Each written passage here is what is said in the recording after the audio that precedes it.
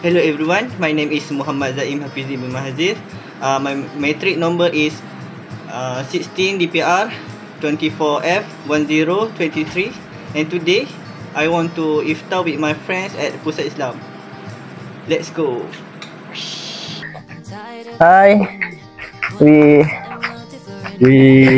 Cheng, Faris, Faris Aiman, Hakim.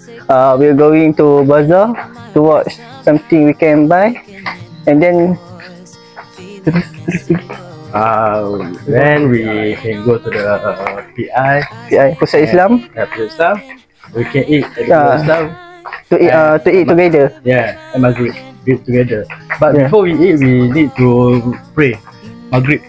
But before we pray, we can eat something and we can drink first. Yes. And then we go to pray. Now I'm at the bazaar, Polytechnic Bazaar.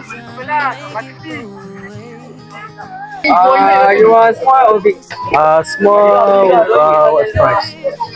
3 ringgit. Mahal penuh sampai tak cukup. Okay, 2.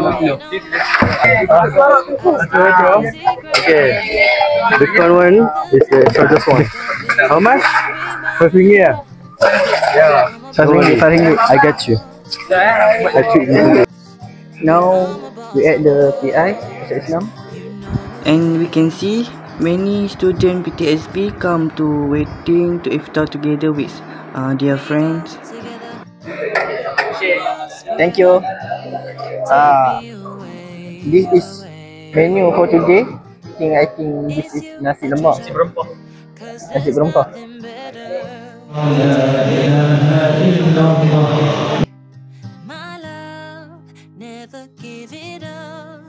Promise that I'll put you first and nothing else above. This thing is ours. Now after we all eat a simple food, we have to pray and then come to eat again in this place.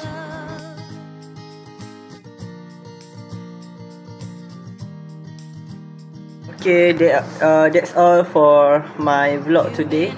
I hope you enjoy this video. Bye bye.